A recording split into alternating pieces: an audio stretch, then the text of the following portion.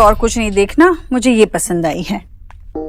भाभी हाँ अभी देखिए, ये वाली फ्रेम पसंद आई है मुझे। भाई बहुत अच्छी है जीजी। ए भैया फोटो ना अच्छे से जड़ के लाना, कहीं ऐसा ना हो कि कोई कोना वोना कटाओ है। लो आप चिंता मत कीजिए मैडम, आपके घर की फोटो और फ्रेमिंग सब हमारी यहीं से हुई है। देव सर के कामों को हम ऐसी ढीला नहीं छोड़ते। चलता हूँ। धन्यवाद। जीजी ये फ्रेम तो बहुत बड़ा होगा ना? हाँ ठीक ही तो है। अब हमारा परिवार बढ़ रहा है तो फ्रेम तो बड़ा होना ही चाहिए। अब देखिए ना, फोटो खींचनी थी 9 लोगों की, खिंच गई 10 की। अब उस फोटोग्राफर के सामने अब देव ने उसका हाथ पकड़ के खींच लिया तो आप क्या करती? और करती भी क्यों? आपका और हमारा जमाना तो चला गया ना। अब तो बच्चे जो फैसला कर ले बस वही पत्थर की लकीर है। देव ने से कोई लकीर वकीर खींची नहीं है भाभी, वो अच्छी तरह से जानता है। गृहस्थी के फैसले तो मैं ही लेती हूँ। हाँ लकीर तो नहीं खींची जीजी, पर अब फोटो खींच गई, बड़े से फ्रेम में जड़ के आएगी और दीवार पे लग जाएगी। कहीं ऐसा तो नहीं जीजी कि आप कुछ और ही सोच रही हो कि वो तस्वीर आप उस फ्रेम में जड़वाए ही नहीं, दूसरी जड़ के आए? भाभी मैंने अब तक सिर्फ फ्रेम चुनी है, फोटो कौन सी लगेगी सोचा नहीं है। अब तस्वीर क्या देखनी जीजी, कैमरे में देख तो लिया आपने, अब बताइए ना कौन सी आएगी जड़ के? माँ वो तस्वीर चुन ली तूने जो फोटो फ्रेम में लगेगी? जीजी बताइए ना देव को कौन सी तस्वीर जड़वानी है। अच्छी तस्वीर चुनूंगी ना, जो अच्छी लगेगी सही होगी वही चुनूंगी मैं, तू चिंता मत कर।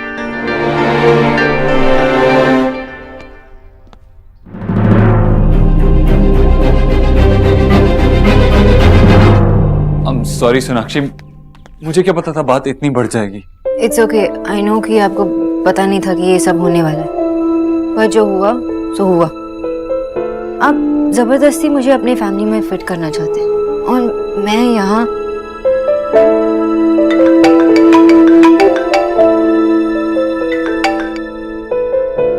इट्स ओके, आप ऑफिस जाइए, हम बाद में बात करते हैं। इट्स ओके देव, गो। अरे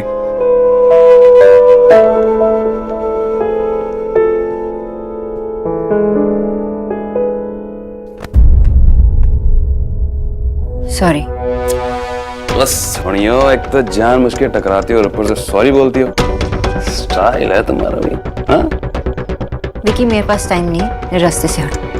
क्यों होगा अब तुम्हारे पास टाइम? बंगालन जो है ना बहुत चंट होती है। कैसे तुमने सबके नाक के नीचे से देव भाई की तिजोरी की चाबी अपने नाम पे कर ली और किसी को पता भी नहीं चलने दिया? कमाल है। हाँ कैसे पटाया तुमने? कुछ अदाए छोटे के लिए भी बचा के रखे या फिर सब उधर ही लुटा दिया? डिस्गस्टिंग है, तमीज से बात करो। और तुम्हारी हिम्मत कैसी हुई मुझसे ये बात करने की कि मैंने देव के पैसों के लिए ये सब? छी, कुछ लोग होते ही ऐसे घटिया, बिल्कुल कीड़े मकोड़े की तरह जो सब कुछ गंदा कर देता। ओहो, कीड़े मकोड़ों की तरह तो तुम आई हो इस परिवार में, मेरे परिवार में। वैसे जैसे आज तुम ये फैमिली फोटो में आई थी ना, जैसे घुस गई थी। देव तुम हद से ज्यादा बढ़ रही हो। लोग कहते हैं कि मेरी शक्ल जो है ना देव भाई से बहुत मिलती है। अब क्या है कि देव भाई तो काम में बहुत बिजी रहते हैं। कभी अगर तुम बोर हो ना, मैं हूं ना। You don't even think about it. Sonakshi बेटा, क्या कह रहा था तुझसे? अंकल जी आप खुद ही इनसे पूछे कि क्या कह रहे थे मुझे।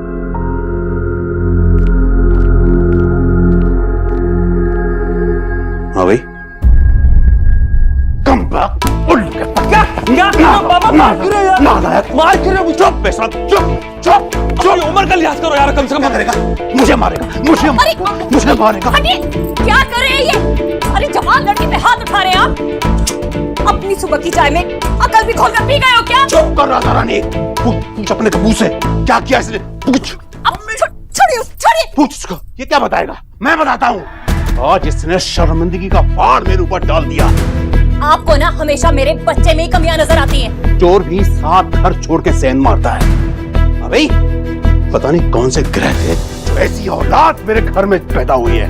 वो खुद को देव और बच्चों का भाई कहता है। अरे भाई देव जैसे होने चाहिए, लेकिन आज के जमाने में ऐसे भाई बस, अगर आपका देव पुराण खत्म हो गया हो तो मेरे बच्चे की गलती भी बता दीजिए। बताता। तेरे बेटे ने उस लड़की से बदतमीजी की जिसे देव प्रेम करता है। सोनाक्षी से बदतमीजी की इसने, सोनाक्षी से। माँ देख ले माँ, इतनी सी बात के इतना बड़ा पतंगड़ बना रहे हैं।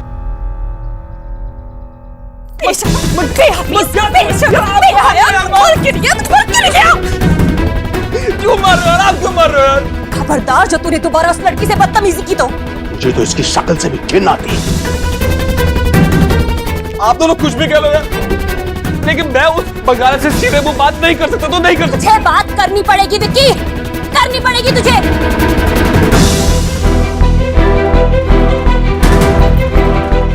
बेटा देख, देव के सामने उसे मैं भी बंगालन नहीं कह सकती। तुझे सब्र रखना पड़ेगा जब तक जीजी खुद देव और उस बंगालन के चक्कर को चलने से नहीं रोकती। तब तक हम दोनों को उस बंगालन के सामने अपना मुंह बंद रखना पड़ेगा। समझ रहे हैं ना बेटा?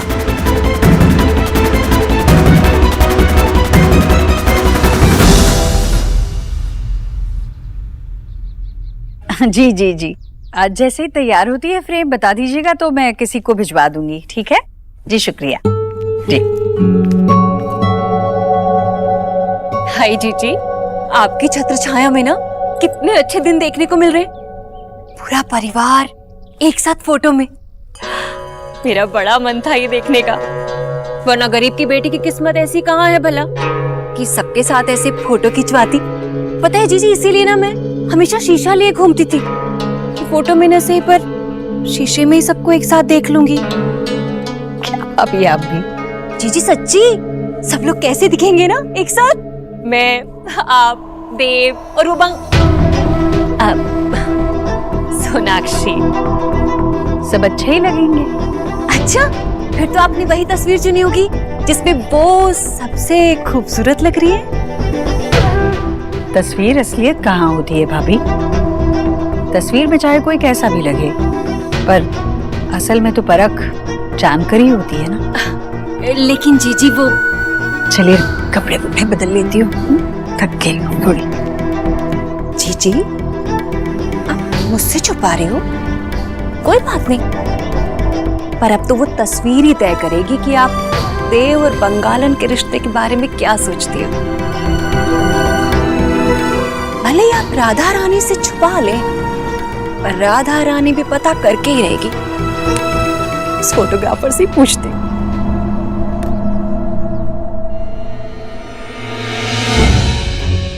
The number you are trying to call is currently not reachable. Please try again later.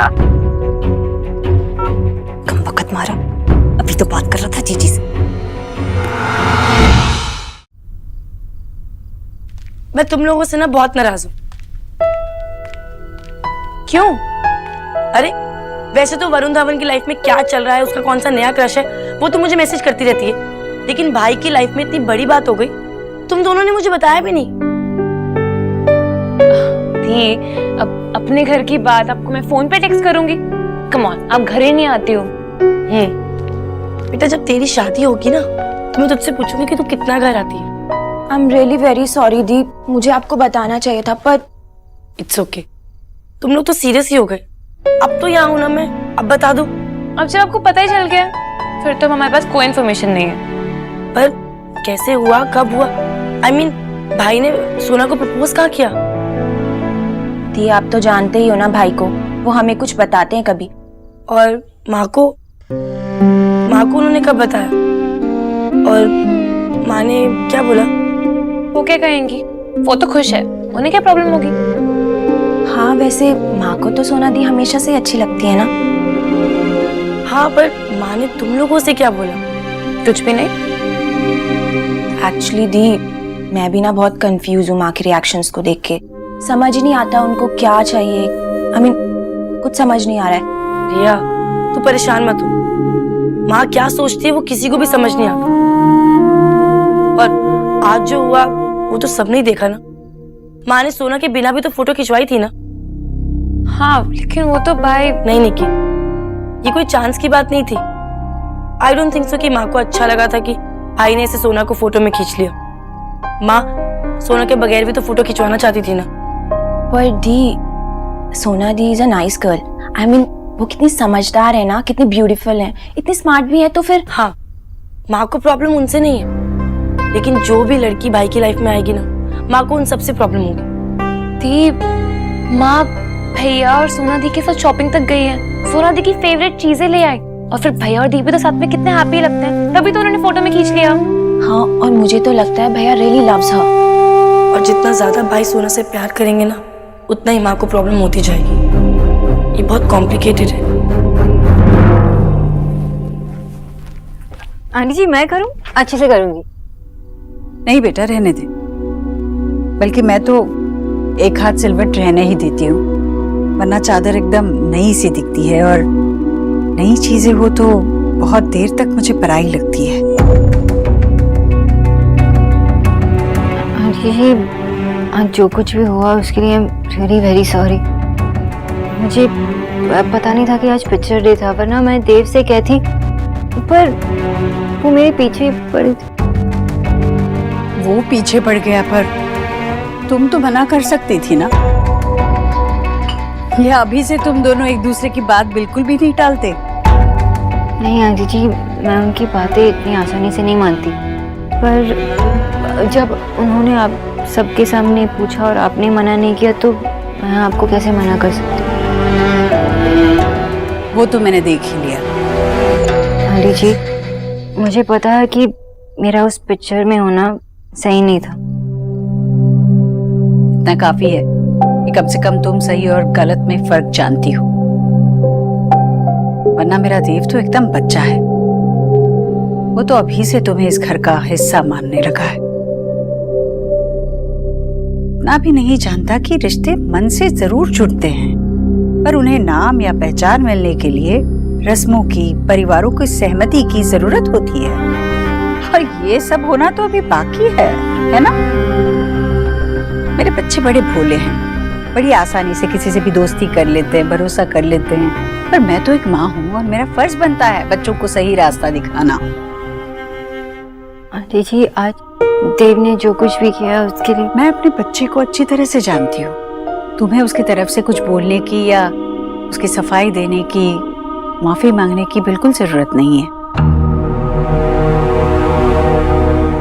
अब जाओ, अब घर जाओ, बहुत देर हो गई है ना, गाड़ी लेकर जाना।